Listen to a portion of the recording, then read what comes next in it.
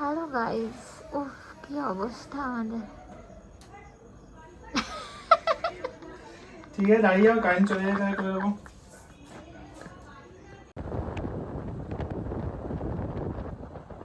লাগা এটা কি কিউট রে। সব থেকে পাওয়া যায়, তুই দেখবি পাহাড়ি সব দেখছেন। Hello everyone, welcome back to your channel. আজকে চলে এসেছি একটা নতুন ভিডিও নিয়ে। আজকে আমরা যাচ্ছি হচ্ছে বিয়ের ফটোর অ্যালবাম আনতে। তো প্রায় 1 বছর হতে চললো, আমরাই খুব লেট করেছি আসলে ছবি সিলেক্ট করে দিতে। তো প্রায় 1 বছর হতে চললো, এখন অ্যালবাম রেডি, সেটা আনতে যাচ্ছি। কিন্তু এই যে ড্রাইভে বেরিয়েছি বাইকটা নিয়ে, মেইন যে গল্পটা বলবো সেটা হচ্ছে কিছুদিন আগে আমাদের একটা বাইক অ্যাক্সিডেন্ট হয়েছিল। সেই অ্যাক্সিডেন্টের গল্পটাই তোমাদের এই ড্রাইভে যেতে যেতে বলি। তারপর তো আমরা ফটোর ওখানে পৌঁছবো, ওখানে গিয়ে দেখাবো কীরকমভাবে কী রেডি করছে। কিন্তু তার আগে মেনলি যেটা বলবো সেটা হচ্ছে আমাদের বাইক অ্যাক্সিডেন্টের স্টোরিটা। তো রাত্রি 10:30টার সময় হয়েছিল অ্যাক্সিডেন্টটা। খুব বড় রাস্তায় নয়, ভিতর দিকেরই রাস্তায়, কিন্তু একটা চার মাথার মোড়, একটা সিগন্যাল ছিল সেখানে। এবার আমরা সিগন্যালে ক্রস করছি, একটা বড় গাড়ি 4 চাকা, তো হঠাৎ করে উল্টো দিক থেকে আসছে। হঠাৎ করেই ডিরেকশানটা চেঞ্জ করে, মানে সোজা যাবে এরকম ভাবছিল, কিন্তু হট করে টার্ন নেয়। এবার টার্ন নিল তাও ঠিক আছে, ভুল বোঝাবুঝিতে হয়তো ঘষা লেগে গেছে। প্রথম ঘষাটা লাগে যে লেগ গার্ড থাকে বাইকের, রয়্যাল এনফিল্ডের লেগ গার্ডটাই প্রথম ঘষাটা লাগে। তখন যদি গাড়িটা দাঁড়িয়ে যায় তাহলে কিন্তু কোনো ক্ষতি হতো না, কিন্তু ওরা সেটা করেনি। যেটা হয়, এবার ধরা পড়লে কেন ধাক্কা মারলেন এসব নিয়ে ঝামেলা হবে, সেটা ধরে নিয়ে যেটা করে সেটা হচ্ছে গাড়ির স্পিড বাড়িয়ে দেয়। গাড়ি দাঁড় করানোর বদলে গাড়ির স্পিড বাড়িয়ে দেয়, এবং এতটাই বাড়িয়ে দেয় যে পিছনে যে বসেছিলাম আমি, আমার পা যেটার উপর রাখা থাকে, পিলিয়নের যে পা রাখার স্ট্যান্ড, দুদিকে পা রাখার যে স্ট্যান্ড, সেটাতে ধাক্কা মারে এবং আমার পায়ের পাতাটায় ধাক্কা মারে। তারপর ধাক্কা মারে হচ্ছে হাঁটুতে। পরপর এই দুটো ধাক্কা মেরে ফুল স্পিডে গাড়ি নিয়ে বেরিয়ে চলে যায়। যেহেতু রাতের বেলা ছিল, সিগনালে আর কোনো গাড়ি ছিল না, তাই তাকে আটকানো সম্ভব হয়নি। তো এই তো গেল গাড়িটার ঘটনা। মানে যে কোনো অ্যাক্সিডেন্ট হলেই লোকের ধারণা থাকে যে যা হয় মেরে টেরে বেরিয়ে যাব, দাঁড়াবো না, এতে আরও বেশি ক্ষতি হয়ে যায়। মানে প্রথমে তো জাস্ট লেগ গার্ডের সাথে টাচ হয়েছিল, ঘষা খেয়েছিল, তারপর যেটা করলো তাতে অনেক বড় বিপদ হয়ে যাচ্ছে। এই হলো ফার্স্ট। এইবার হচ্ছে যে আমরা তো তারপর হসপিটালের এমার্জেন্সিতে যাওয়া, এক্স-রে করা, যেটা তখন করার আর কি, মানে তখন তো মেনলি মেডিকেল নিডটাই আগে দেখতে হবে। সেটা করার পর আমরা নেক্সট ডে যখন পুলিশ স্টেশনে যাই, তখন মেন ব্যাপার হচ্ছে গাড়ির নাম্বার মনে নাম্বার জিজ্ঞাসা করছে আর কি। তো গাড়ির নাম্বার কিভাবে মনে রাখবে যখন একটা গাড়ি ধাঁ করে তোমার দিকে এলো আর তোমাকে ধাক্কা মেরে তোমার পিছন দিকে চলে গেল, সেই মুমেন্টে তুমি ব্যথা সামলাবে না, গাড়ির নাম্বার দেখবে, এই হয়। সো নাম্বার মনে রাখার তো পসিবল না। নাম্বার মনে না থাকলে নেক্সট হচ্ছে যেটা, সেটা হচ্ছে সিগনালে দেখতে হবে যে সিসিটিভি আছে কি না। এবার সিগনালে যে সিসিটিভিটা আছে সেটা হাই রেজলিউশন ক্যামেরা নয়, ফলে সেই সিগনাল থেকে ওটা নাকি ডিটেক্ট করা যাবে না। ডিটেক্ট করতে হলে পরের সিগনাল থেকে ডিটেক্ট করতে হবে, এবং সেই জন্য তোমাকে এফআইআর করতে হবে, কোর্টে যেতে হবে, কোর্টের প্রসেসের থ্রুতে তুমি মানে কোর্ট প্রসেস যতদিন ধরে চলবে সেইভাবে কোনো এক সময় হয়তো পরের সিসিটিভি ফুটেজ দেখে ওটা আইডেন্টিফাই হবে এবং বাকি জিনিসপত্র হবে। এবার আসছে আসল কথায়, সেটা হচ্ছে অ্যাক্সিডেন্টটা যে হয়েছে তার প্রুফ হিসেবে তোমার কিছু সাক্ষী লাগবে। কারা সাক্ষী দেবে? আশেপাশের মানুষজন যারা দেখেছে। হ্যাঁ, আশেপাশের অনেক মানুষ দেখেছিলেন, তারা আমাকে পায়ে বরফ জল টল দিয়ে অনেক হেল্পও করেছিলেন সেই মুমেন্টে। কিন্তু তারা সাক্ষী দিতে কি আদৌ রাজি হবে? কারণ সাক্ষী দিতে গেলে তো তাকেও রোজ রোজ কোর্টে ছুটতে হবে। আমি নিজেই নিজের অ্যাক্সিডেন্টের জন্য রোজ কোর্টে ছুটবো কি ছুটবো না ভেবে দ্বিধাগ্রস্ত। সেখানে তারা কি রোজ রোজ আমার জন্য কোর্টে ছুটবে? সেটা তো স্বাভাবিক নয়। যখন কোনো ম্যাসিভ অ্যাক্সিডেন্ট হয়নি তখন তো আরোই স্বাভাবিক নয়। ফলে তারা অফকোর্স মানতে রাজি নয়, তারা কেউই এগ্রি করছে না তারা কিছু দেখেছে বলে। এই গেল সেকেন্ড, যে সাক্ষী নেই। তারপর আসছে হচ্ছে যে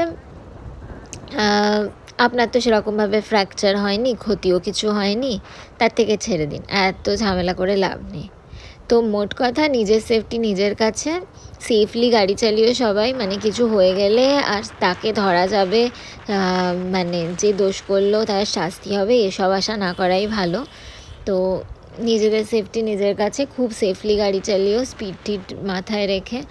আর বাইক চড়তে যেহেতু ভালোবাসি, ইনিশিয়ালি কিছুদিন ওই ব্যাপারটার খুব ট্রমা ছিল, মানে চোখ বন্ধ করলেই ওই ধাক্কাটা মনে পড়ছিল। আর গাড়িতে উঠলেই না যেটা হচ্ছে, সামনের দিকে আসা গাড়িগুলো দেখছি, গাড়ির নাম্বারসগুলো দেখছি, আর মানে এরকম একটা ব্যাপার যেন আমিই গাড়ি চালাচ্ছি, এরকম একটা ভাব নিয়ে মনোযোগ সহকারে রাস্তার দিকে তাকিয়ে থাকছিলাম অ্যাক্সিডেন্টের কদিন পর। এখন আস্তে আস্তে ব্যাপারটা কিছুটা নর্মালাইজ হয়েছে, আবার রাইড এনজয় করতে পারছি। আদারওয়াইজ রাইড এনজয় করা ব্যাপারটা চলেই গেছিলো আমার মন থেকে। মানে সারাক্ষণই টেনশনে থাকতাম যে এই গাড়িটাকে পাশ কাটাতে পারলো তো, এই গাড়িটা টাচ করে দিল না তো, এরকম একটা ট্রমা হয়ে গেছিলো। এত ছোটো অ্যাক্সিডেন্টেই এরকম একটা ট্রমা হয়েছে। তো যাদের লাইফে বড় অ্যাক্সিডেন্ট ঘটে যায়, বুঝতেই পারছো সেই সময় কি হয়। তো সেই জন্যে এটা বলার যে আফটার ইনসিডেন্ট কী কী ফেস করতে হয়, খুবই কম ফেস করেছি। ইনজুরি বেশি হলে আরও হয়তো অনেক ফেস করতাম। তো সেই জন্যই সবাইকে বলা, সেফলি ড্রাইভ করো।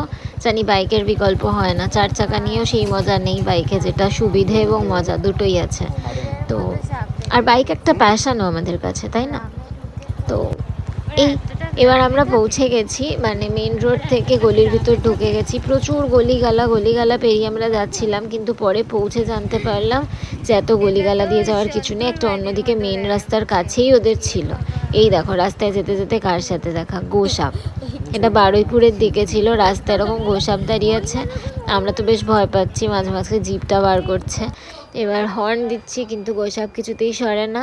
তারপরে দেখি এক ভদ্রলোক সাইকেল নিয়ে দিব্যি ওর পাশ দিয়ে চলে গেল, ওর সাইকেল দেখেই ভয় পেয়ে পালিয়ে গেল, খামোখাই আমরা ভয় পাচ্ছিলাম। তো প্রচুর গলিগালা পেরিয়ে জিজ্ঞাসা করতে করতে পৌঁছলাম। কিন্তু অ্যাকচুয়ালি ওদের বাড়ির সামনে থেকে মেন রোড খুবই কাছে ছিল, আমরা বাইক লোকেশন দিয়ে আসছিলাম গুগল থেকে, তাই অন্য রাস্তা দিয়ে এসেছিলাম, তাই বেশি সময় লেগেছিলো। তারপর গিয়ে দেখি যে ওদের ওখানে লোডশেডিং, 3-4 ঘন্টা হয়ে গেছে, কিছু হয়তো ফল্ট হয়ে গেছিলো, সেই জন্য লোডশেডিং, তাই জন্য অনেকক্ষণ ওয়েট করতে হলো। অ্যালবামের কিছু কিছু জিনিস রেডি ছিল না, সেগুলো করতে হবে। এবার যেহেতু কারেন্ট নেই তাই এটা করতে আরও অসুবিধা হয়ে যাচ্ছিলো। তো চলো দেখাই তোমাদের।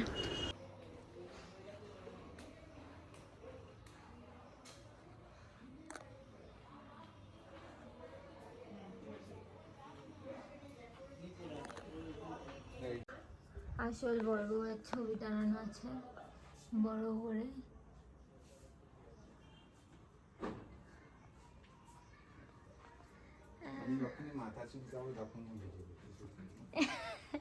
এরপরে লোকে এই শুভ দেখ দেখ, তারপরে কি নিন্দে করবে। এইটা কি পিঙ্কিশ? একটা এটা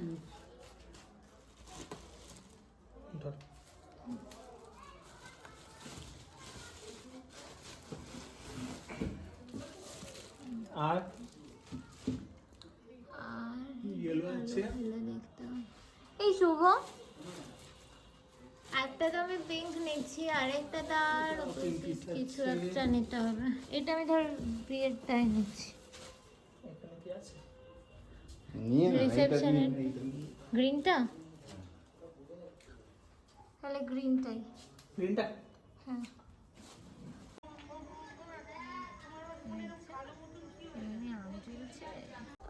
হসপিটাল আছে, অনলাইন আলাদা কেন? হসপিটাল বলে। আচ্ছা ফোন নিউ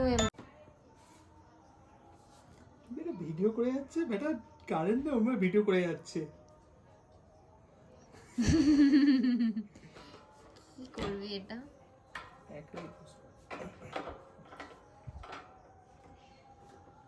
একটু বাদে তো আর কিছুই দেখা যাবে না, তার আগে এখনই করে নাও বেটার, কিছু তো দেখা যাচ্ছে। কাছে নিয়ে দেখতে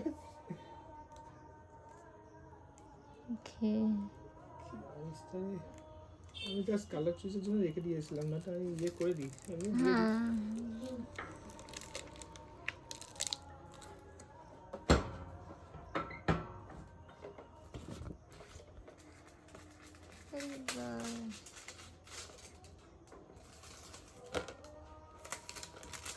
সেই সেদিনের ছবি, যেদিন হাসতে হাসতে আমার মুখ ব্যথা হয়ে গেছে, আর ওর মুখের দিকে তাকাতে তাকাতে ওর মুখ আমার মুখস্থ হয়ে গেছে, খালি বলে তাকিয়ে থাক।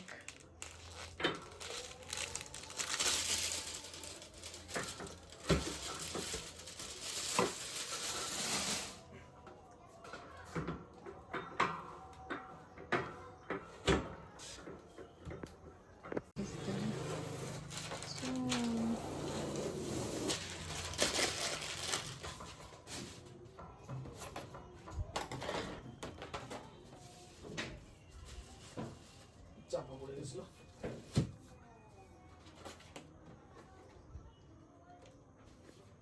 এই বানান ALIVA লিখেছিস তো? আমি খুব টেনশনে থাকি। তুই লাস্ট দেখেই যাব না? হ্যাঁ, সবগুলো তো সেদিন এমার্জেন্সিতে গেছি অ্যাক্সিডেন্টের পর, সেখানেও 3বার বানান ঠিক করেছি। এক এক জায়গায় এক একটা নাম লিখছে ভাই। ও শেষে উনি বলছে কি অলিভারটা এ দিয়ে কি করে হয়, ওটা তো ও দিয়ে হওয়ার কথা। লিটারালি আমাকেই বকছে। আমি কি করে জানবো? আমার তো এরকমও হয়েছে, আমি যতবার যেখানে প্রাইজ নিতে উঠেছি আমাকে উঠে স্টেজেই কারেক্ট করতে হয়েছে যে আমি অলিভিয়া নই। আর এক্সপিরিয়েন্স আছে।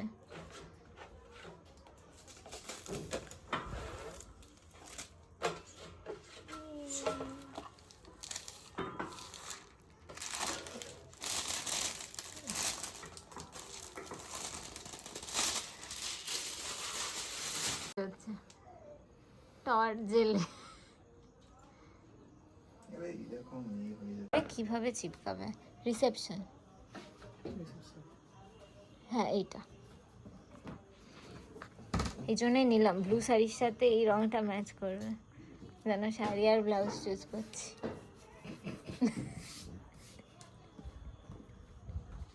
বুঝলি?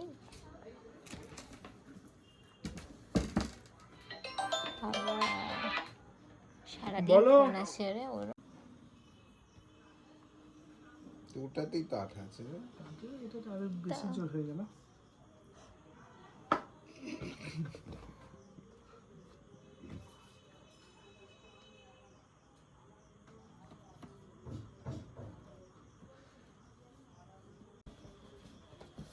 আরে মাঝখানে হার্ড ডিস্ক প্রবলেম হয়ে গিয়ে আমার আরো গন্ডগোল হয়ে গেছে। তারপর কি হলো? সেই ভাইরাস ঢুকে গেছিল। ভাইরাস একটা ফাইল ও ইয়ে করে দিয়েছে, ব্লক করে দিয়েছে, সেটা আর কিছু খুলতে পারছে না, ইয়ে করতে না। সেটা নিয়ে মানে চিন্তা গেছে। এই হয়ে গেছে না আর কিছু হয়নি, ওটার পর থেকে ঠিক হয়ে গেছে। এই একটা ফাইল গন্ডগোল করে দিয়েছে। তারপর পেলি ফাইলটা? হ্যাঁ, ওটা এখন কিছু দেখিনি, ও আছে যখন বলবে তখন দেখবো। ওর ইয়ে ফাইলটা আছে, মানে বিয়ের ফাইলটা আমার অন্য কম্পিউটারে রয়েছে।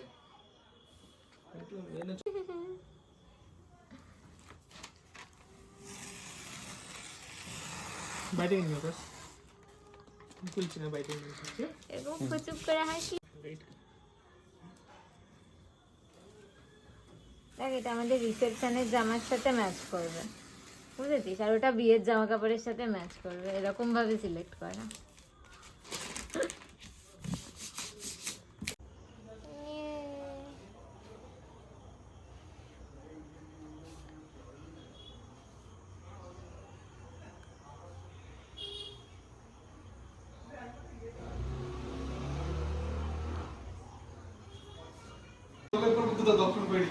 এই তো এতক্ষণে তোর অফিসে আলো চলেছে বাবা।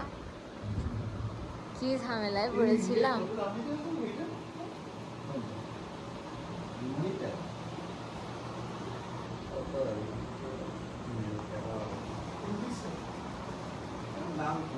প্রচুর কমে গেছে। বেঞ্জি 21 ইঞ্চিতে বলেছে 4,000।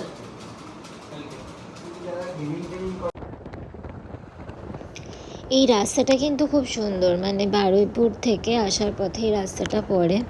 তো এই রাস্তাটা খুব সুন্দর, দুপাশে গাছ দিয়ে আর একদিকে জল, মানে একটা খাল মতো বয়ে যাচ্ছে পাশ দিয়ে। তো দিনের বেলাও দেখলে এই রাস্তাটা দিয়ে গেলাম, এই রাস্তাটায় ঢুকলেই তোমার মনে হবে টেম্পারেচার 2-3 ডিগ্রি কমে গেল। আর মানে গাছ থাকলে যা হয়। তো এই রাস্তাটায় বাইক চালাতে বেশ ভালো লাগে। কোনো বাস টাস কিন্তু এই রাস্তা দিয়ে নেই, শুধু ছোটো গাড়িই যায়। তো চলো, হয়ে গেল আজকের মতো আমাদের কাজ। অ্যাক্সিডেন্টটা নিয়ে আরও কিছু কথা বলি। সেটা হচ্ছে যে অ্যাক্সিডেন্ট হওয়ার পরে আমরা যেখানে গেছিলাম সেটা হচ্ছে যে SSKM হসপিটালের এমার্জেন্সি বিভাগটায়। তো খুবই ভালো সার্ভিস থাকে কিন্তু গভর্নমেন্ট হসপিটালের এমার্জেন্সিতে, যেটা দেখলাম সেটা হচ্ছে সাথে সাথে টিটেনাস দেওয়া, সমস্ত এক্সরে করানো, ওষুধপত্র দিয়ে দেওয়া, সমস্তটাই ওনারা করেছেন, যেটা খুব ভালো ছিল। এবং ওগুলো করতে অ্যাকচুয়ালি প্রচুর খরচা হয়ে যায়, কিন্তু 1 ঘন্টার মধ্যে খুব তাড়াতাড়ি সব কিছুর ভালো সার্ভিস পাওয়া গেছে। এটা একটা খুব ভালো ব্যাপার।